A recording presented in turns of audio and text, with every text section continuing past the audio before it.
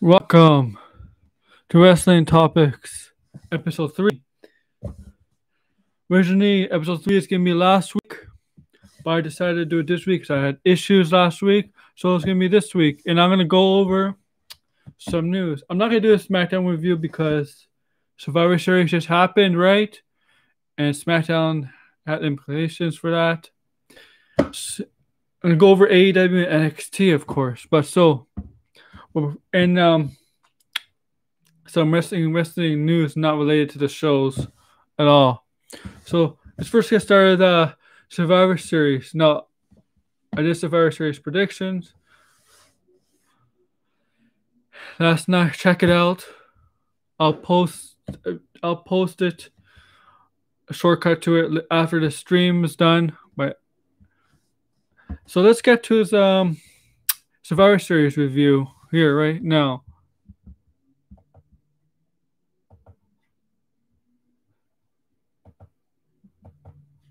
So, okay. So, you know what Survivor Series is about, right? It was about Undertaker's final farewell. 30 years in the business. Started in 1990, made his debut at the 1990 Survivor Series. So the final farewell is the main segment, the main event of the show. Let me just do something. Sorry about that.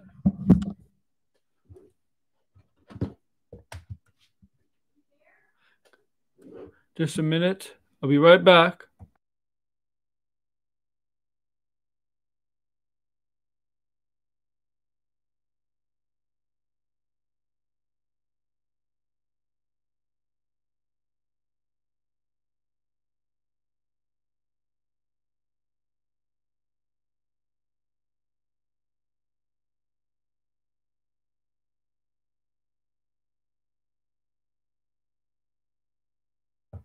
So sorry about that. Now, let's get back to Survivor Series. So we'll start off with the kickoff show, which featured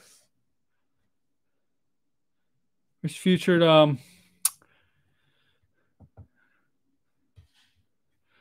cross-brand battle royal with Raw and SmackDown superstars. So I'll tell you some of the comparisons in this match.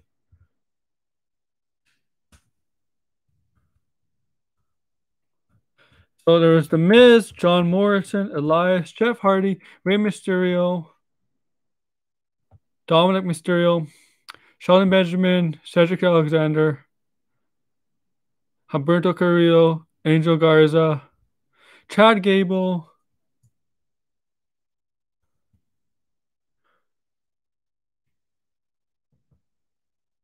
and there's a few more. I forget who else, but those are the main guys in the match.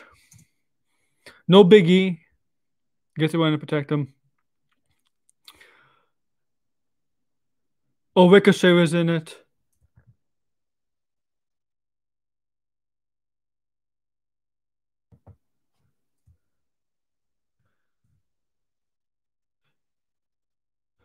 So the final four were The Miz.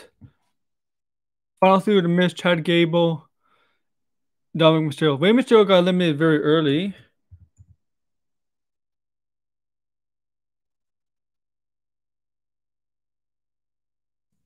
in the match. But as I said, the final three was Chad Gable, Dominic Mysterio, and The Miz. So The Miz went through the ropes, but he went through the bottom ropes, so technically he's not eliminated. So what happened was Dominic Mysterio eliminated Chad Gable, and Dominic Mysterio thought he won the match. Right? But it turns out when The Miz came back in, grabbed Dominic Mysterio and threw him over the top to win the cross-brand battle royal. I guess it's a way to make him look strong. At the end, he pulls on the turnbuckle with the Money in the Bank briefcase. As you know, he's the Money in the Bank briefcase holder. And so that's the kickoff show. So let's start the show off. The first match of the show was SmackDown men's team versus the Raw men's team. And like in baseball, did you get the brooms out? Because Raw swept SmackDown's team. You know, in the past few weeks, Raw's team did not get along with each other. SmackDown team, they had a little interaction, but you didn't see any conflict of interest with each other. But sadly, it was a sweep. The Raw team swept SmackDown. Let's start with Seth Rollins. He was the first one to be eliminated. So when he got in, he turned around and looked at his team, and then he got on his knees. Sheamus was in the ring. He said, kick me. He went like this. On his knees, he went like this. So what he did was sacrifice himself. The Messiah sacrificed himself. The Friday Night Messiah, or wherever it is, the Friday Night Savior, sacrificed himself. He got pinned 1, 2, 3. And from the looks of it, Seth Rollins might be done for a little bit because his fiancée, his girlfriend, Becky Lynch, is due to give birth to their first child in December. So it looks like he's going to be on a leave of absence due to the birth of his child. I guess it's easy way to get him off TV for a while. And then it was 5-on-4. And then it pretty much was one-sided match. Then Keith Lee and Otis had interactions. Keith Lee, they kept running into other shoulder tackles. Like nothing would get Otis down. And Otis, he does the stomach thing like hawking up. His version of hawking up is it's weird. Like Otis is in the same stratosphere as Keith Lee. That doesn't make sense. It's like he was not selling for Keith Lee. There's a spot where Braun Strowman ran over all 4 remaining members of Team SmackDown. SmackDown pretty much got eliminated until it was Jey Uso, last man standing for SmackDown, trying to get the win. All what happened was he was super kicking most of the time. Everybody. And then it was too much. 5-on-1. They finally defeated Jey Uso. Where Raw got the win. And the Raw men's team defeated the SmackDown team.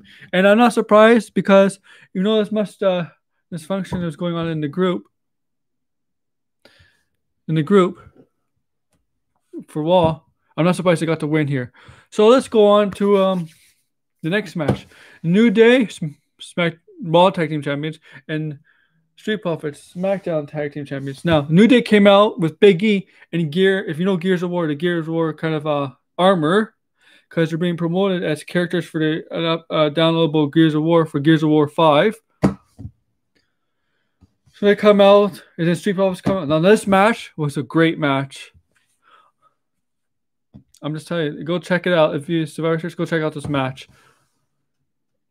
So they were working mostly on Montez Ford's ribs, weakening him his ribs, but jab shots, kicks, whatever. Montez Ford hit a splash, but since his ribs were damaged, he couldn't really pin him. So when he managed to get the pin, he got a kick. There was a kick out too because of how long it took for him to pin New Day. So it was a 2 count. What other stuff? Angelo Dawkins said that they could double underhook neck breaker or suplex. It's a new move. Never seen it. It was quite a good match. It was a very good match between the two. Street Profits got the win here, which is okay. After the match, they shook hands.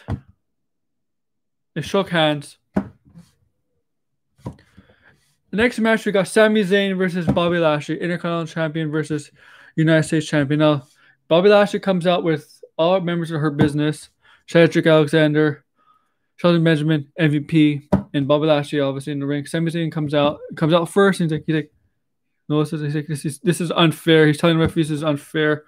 So Sami Zayn tries to escape, tries everything to do to get disqualified. Rather, like Bobby Lashley basically dominated him in this match. Basically dominated him in this match.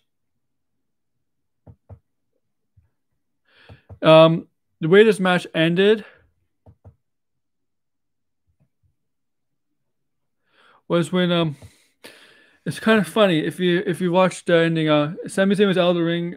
He's trying to walk up the entranceway, and MVP was there. He trips himself over MVP's foot and says, pushes the referee. That's a disqualification. Obviously, he doesn't buy it. He was trying to fake a dive, right? Like in basketball or soccer, when players try to fake dives. So what happens is MVP throws him back into the ring. Sami Zayn confronts the referee, and then Bobby Lashley puts him in the full Nelson, his finishing move, and Sami Zayn gives up. Bobby Lashley gets the win. After a while, as the match continues, Sami Zayn goes to the commentary with the referee, and Corey Graves agrees with Sami Zayn that should have been disqualification based because of MVP. The referee is not having none of it. Sami Zayn is trying to plead his case. All right. Okay, so Bobby Lashley wins. Now the next match is a women's match. Raw Women's Champion Asuka versus SmackDown Women's Champion Sasha Banks. Best this third match of the year 2020 singles match.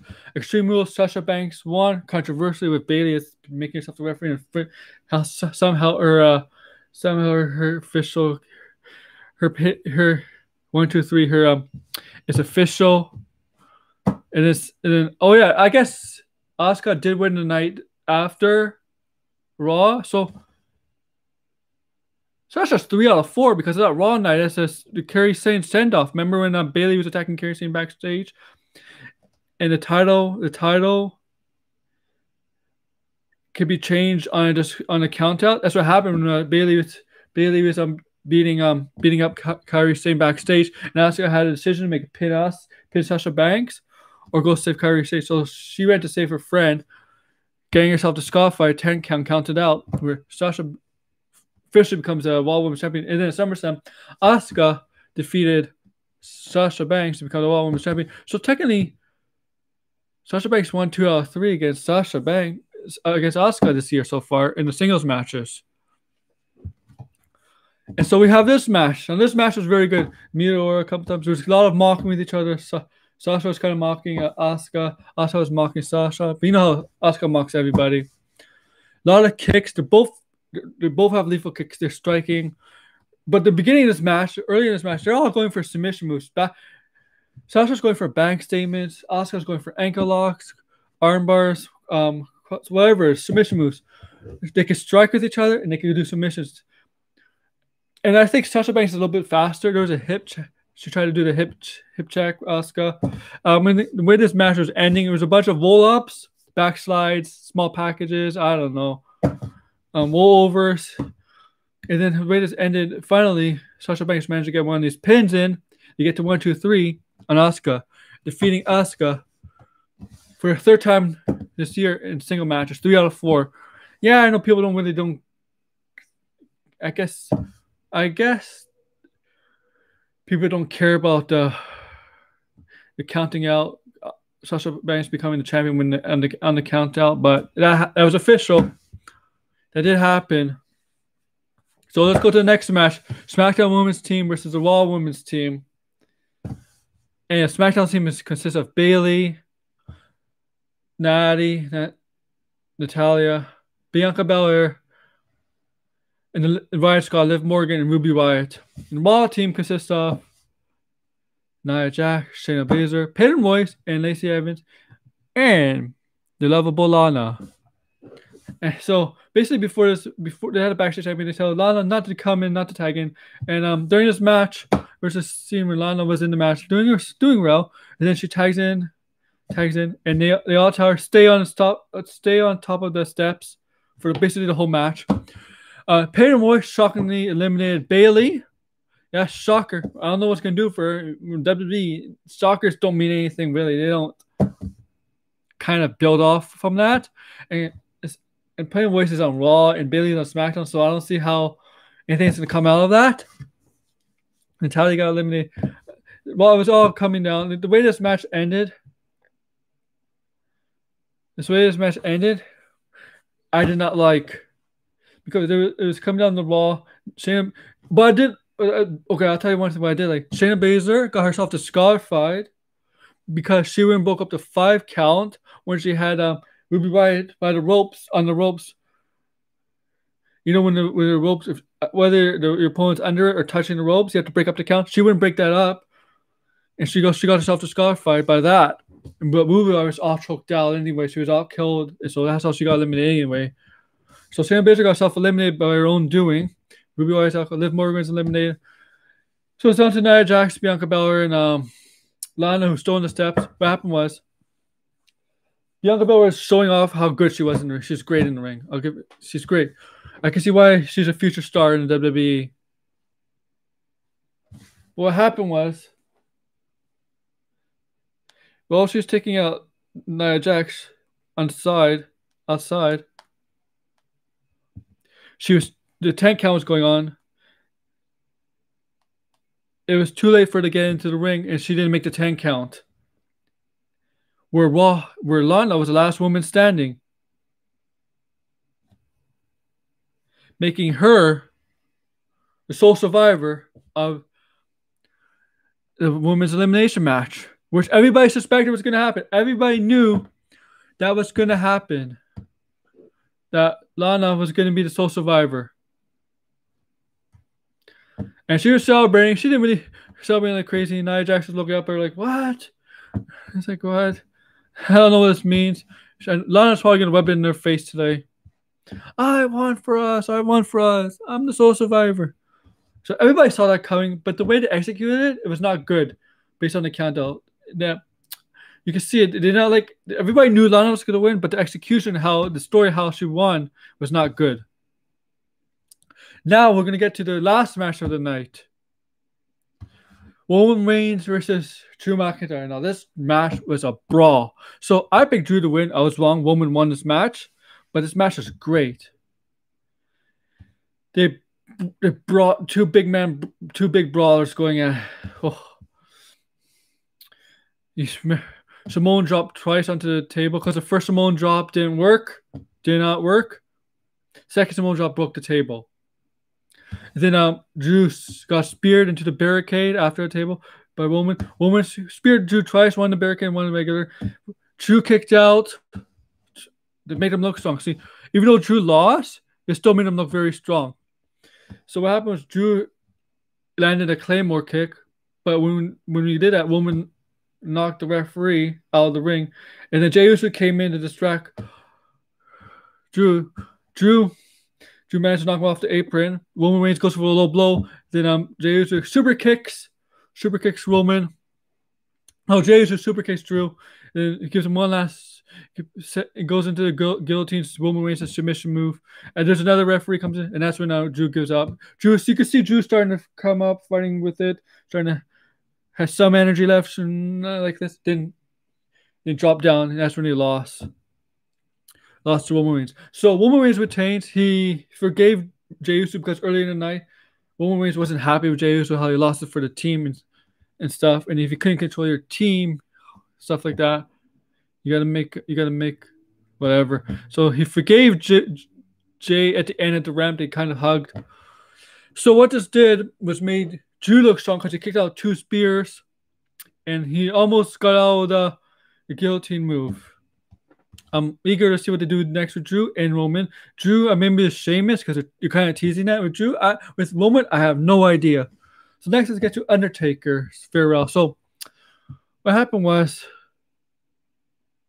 you have each person who was there. Like I'll tell you who was there: Shane McMahon, Shawn Michaels, Triple H, Godfather, the Godwins, Mideon and Henry Godwin, Mick Foley, Kevin Nash, Rikishi, and the Big Show.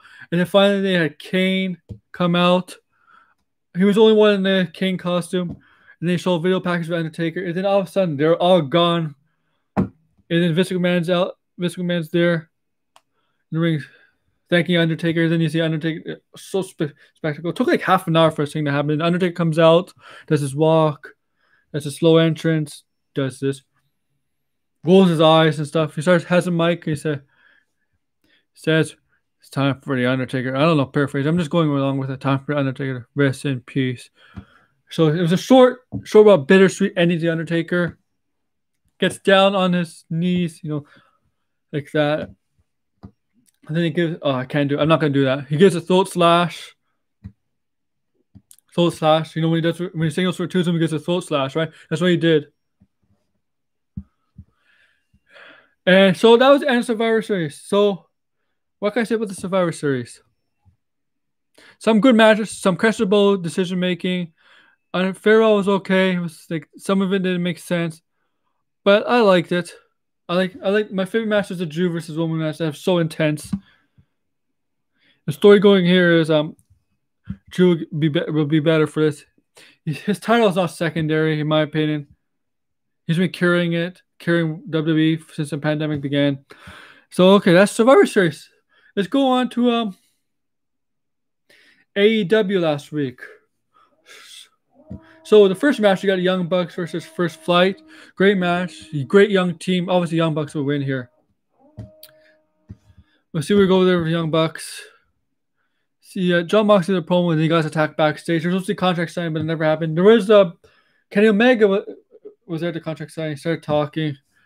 And if you know, December 2nd, Omega and Mox are going to have the AEW World title match on AEW. Winter's coming. I wonder if Jon Snow's going to be there because it's a Game of Thrones reference. What else? There's good women's segments. We have Thunder Rosa versus Serena Deeb. Great, solid match. Britt Baker got herself involved. Serena Deeb defended the NWA title, retained it, and then Britt Baker went back in the audience. Stupid of her. And Thunder Rosa knew as Britt Baker got involved. She attacked Britt Baker. So there's going to be a Thunder Rosa and Britt Baker story going on. Story building between the two. I like that. Let's see what else is there. So this week on AEW, it's going to be Shida defending her AEW women's title against Anna Jay of the Dark Order. And then we have a continuing storyline of backstage and Jake Cargill. Looks like she attacked Brandy Rose, and you see Big Swole getting in her face. So, progress, I guess. I hope this is progress in the women's division. Now we'll get to interesting stuff. So, Pac defeated was it the Blade or the Butcher? One of them, and then he got jumped by Kingston and the other member. The Phoenix comes out, tries to help Pac. And then you see Pentagon Jr. walk over the steel chair. And Kingston and his group think they're going on his side. But Pentagon goes to attack them. They went on the ring. So it looks like Pentagon siding with his brother and Pac. We form Death Triangle. I like this. I like how they split the two into groups. Remember, it was Kingston, Butcher and the Blade, and Phoenix and Pentagon. But originally it was supposed to be Pentagon and Phoenix with Pac. So they split them up. So 3-on-3. Death Triangle versus Kingston's trio. Like that. Now let's get to the main event. The main event is Darby Allin and Cody Rhodes versus not Will Hobbs, sorry. I'll get to that later. Brian Cage and Ricky Starks. So, they've been Ricky Starks and Darby Allin going at it for months. They had a great match on Dynamite a couple of weeks ago with Darby Allin won. And Cody Rhodes managed to get himself involved in it. I remember at Full Gear, they attacked Darby Allin and Cody Rhodes at the end of their match when Darby Allin became AEW TV title champion, whatever. After this match, they attacked them, continued to beat down on Cody and Darby Allin. Will Hobbs comes out, looks with a steel chair, looks like he's going to save Cody and Darby Allin. No, but he turns on Cody and he joins Taz's team of Ricky Starks and Brian Cage. Will Hobbs, we all thought it was going to help him. We all thought it was on the good guy's side. Turns on him and joins Taz, Brian Cage, and Darby Allin. I don't know what this means, but it means revenge, I guess, against Cody. I think we're gonna have a Cody versus Will Hobbs at some point, because Taz has been trying to recruit Will Hobbs for a while. So this makes complete sense. So that's my AEW recap. There's probably other stuff I forgot, but I don't remember it off my head. Oh yeah, Moxley did mention that Renee was pregnant. Congratulations to Renee Young being pregnant, or Renee Paquette and Moxley. So let's go to NXT. So okay, NXT. What happened? What? Open up the show. I don't remember opening up the show. Sorry. But there were some matches. We had some couple women matches. We had Dakota Kai and Raquel Gonzalez. Okay, this is what happens. Candice LeRae teamed up with Indy Hartwell to defeat Casey Cazzero and Kaden Carter. Then we got a video package of Shotzi Blackheart. That was the mention of War Games. So it's actually going to be a women's War Games match at the next NXT Takeover War Games, December 6th, 2 weeks from now. is the next NXT takeover, and it's gonna be War Games. So you're gonna have this cage. So this is gonna be a women's cage match. It's gonna feature Candice LeRae and Indy Hartwell. Obviously now they defeated as I said, Kaden Carter and Casey Calzero. And then later on, we had Raquel Gonzalez, Dakota Kai defeat Amber Moon and Toni Storm with the help of Candice LeRae and Indy Hartwell. No, I think Amber Moon I forget who won. I think Amber Moon and Toni Storm won the match. I forget, but the point of the story is that at the end of the match, Candice LeRae and Indy Hartwell came out, threw him back into the ring, and Raquel Gonzalez did her finishing move, the one-handed slam to both of them. And I think this means that Raquel Gonzalez and Dakota Kai are going to join Candice LeRae and Indy Hartwell on their NXT War Games team. And for Sasha Blackheart, I think what's going to happen is that Toni Storm and Ember Moon going to join. I don't know who the fourth member is going to be. Okay. So next, Leon Ruff. Looks like Leon Ruff is getting in trouble with Damian Priest and Johnny Gargano. Right? Leon Ruff got disqualified, still continuing with the title, wins, still hold on the title. Now Damian Priest is mad at him. Looks like in trouble. Leon Ruff runs away later on. Maybe a triple threat match in NXT War Games between Leon Ruff, Damian Priest, and Johnny Gargano. That's what I think is going to happen. We see Timothy Thatcher defeat August Gray. Sorry, I didn't mean to say that. I didn't mean to say what I think I was going to say. I meant August Gray. And Tommaso Ciampa comes out, stare down, and Timothy Thatcher leaves the ring and says, I have no problem with you, basically what he says. Then we have Cameron Grimes and Dexter Lumis in a blindfold match, which Dexter Lumis won. Dexter Lumis attacked the referee, thinking it was Dexter Lumis to Cameron Grimes. All right, we see Undisputed Era come back with Pat McAfee, Oney Lorcan, and Danny Burch with Pete Dunne. Finn Balor's supposed to be back on the show. So let's get to the main event. Last match, Rhea Ripley and Io Shirai for the NXT Women's title. Now this match was great. Power versus speed and stuff. You gotta check out Io Shirai how she won. She did a moonsault off the top turnbuckle onto Rhea Ripley's legs. She was lying flat on her stomach, but look at she's landing on her legs, and that was the 1, 2, 3. Rhea Ripley thanked Io Shirai. They shook hands, and from looks like it looks like Rhea Ripley might be done with NXT. Oh, hey King Ring, it's not much. Just talking about wrestling. Thanks for tuning in now. So we got Finn Balor coming back after that. Once Io Shirai was leaving, Finn Balor comes back to the ring, and all of a sudden he gets interrupted by Pat McAfee and his crew, talking about how they're going to go after the title now. And then Finn Balor says, basically says he has backup, and all of a sudden Undisputed returns, and they start brawling with Pat McAfee, Pete Dunne, Oney Lorcan, and Danny Burch. And that's how the show went off the air. They're still battling out. But there was a video on Twitter where William Regal was like, when to stop this, and says, War Games. Right? So it looks like Undisputed Era is going to take on Pat McAfee. I think he's going to be involved in that match. Then and his crew in NXT War Games. So there's going to be 2 War Game matches in the next takeover, December 6th. NXT War Games, 2 matches. Women's, it's Sasha Blackheart, and I pretty much think it's going to be Sasha Blackheart, Toni Storm, Ember Moon. We don't know who the 4th member is going to be. Maybe Io Shirai. I don't know. It doesn't look like there's another title contender for Io Shirai against Candice LeRae and her, and it looks like it's going to be Raquel Gonzalez and Dakota Kai joining her team. And on the men's side, Undisputed Era, I don't know what they're going to do with Finn Balor. Maybe they'll have a night. He'll have to take over off. Finn Balor. Okay, so Undisputed Era versus Pete McAfee team. Pete McAfee, Danny Burch, Oney Lorcan, and Pete Dunne for NXT TakeOver.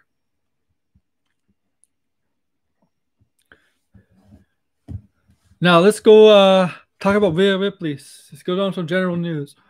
So as you saw, Rhea Ripley looks like she has her last match on NXT possibly. That's what the talk is. The talk is she may be caught up to the main roster, and the rumor is that she may go to SmackDown. SmackDown. In which SmackDown has Bianca Belair, Billie Kay, who's headshots, doing the headshot stuff. Billie Kay, Bayley, Sasha Banks, Bianca Belair, Natalya, Liv Morgan, Liv Morgan, who's the other one? Ruby Riott. So like Rhea Ripley possibly goes up. What did they do? They turn her heel when she comes up or something? Or they have Carmella too. And looks like Sasha Banks is going to program with Carmella. So looks like she's going up to SmackDown. I would think she should go up to Raw because with Asuka, they have done nothing of note, a serious note with Asuka since SummerSlam. They haven't built up any worthy contenders for Asuka, and it's really not fair to Asuka.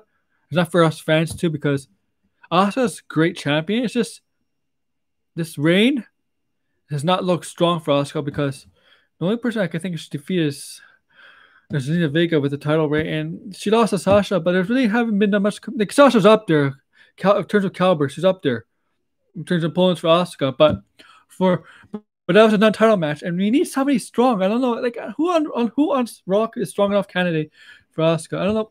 They gotta build up somebody. Maybe Lacey Evans, maybe Peyton Royce, Shayna Baszler, or Nia Jax. I don't know. And so I think it might be possible. Maybe the reason why Rhea Ripley might not go to Raw, it's because I think Charlotte's coming back soon. I think she might be the next challenge for Asuka. That's what I think. That's why Rhea Ripley's going to SmackDown. I don't know what the first thing they're going to do with SmackDown. Maybe have her small feud with Natalya or something. Or whatever. Remember, Chelsea Green was supposed to be on SmackDown. Unfortunately, she got hurt and she'll be out a while. So that's my thoughts on Rhea Ripley. I'm looking forward to the main roster. What also before I get into Rhea Ripley, remember at WrestleMania, I'm convinced that if it's not a pandemic we're in, and if it's normal times, I'm convinced she would have beaten Charlotte at WrestleMania. But since we are in a pandemic, Charlotte beat Rhea Ripley. But if it weren't, I think Rhea Ripley would have won.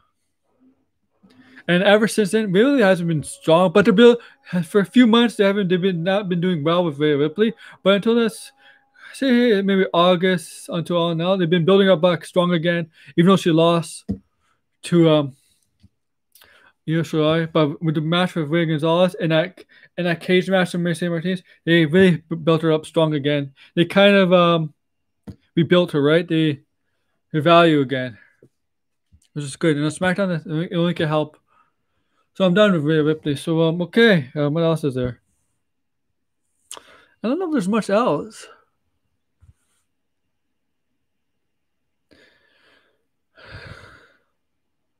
Let me try to think.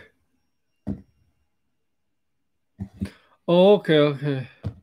So let's talk about Undertaker's favorite moments. So I have a lot of Undertaker's favorite moments. I know some people don't remember this, but I did like the Ministry of Darkness Undertaker. I love the theme musics, the different variations of the Ministry of Darkness theme music. That's the most sadistic Taker there is. Some of my favorite matches Undertaker, Bad Blood 97, the debut of Kane. Shawn Michaels was a heel, but usually matches heels tend to work the faces a lot.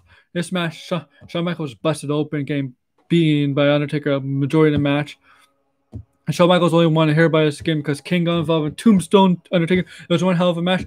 The match of the second Hell in a Cell with Mankind, Mick Foley, man, that was crazy. If you show any non-wrestling fan that match, I seen on YouTube when they show non-wrestling fans that match, they find it unbelievable. Like, how does that happen? They're shocked.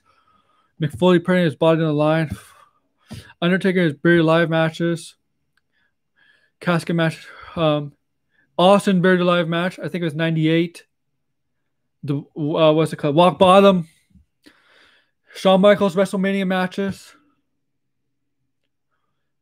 Some Triple H matches. He has 3 WrestleMania Triple H matches. I really like the first one the most. Back in 2001. What other matches? So those are my favorite Undertaker matches. I mean, in the early days, he really didn't do match. He was more of a zombie-like.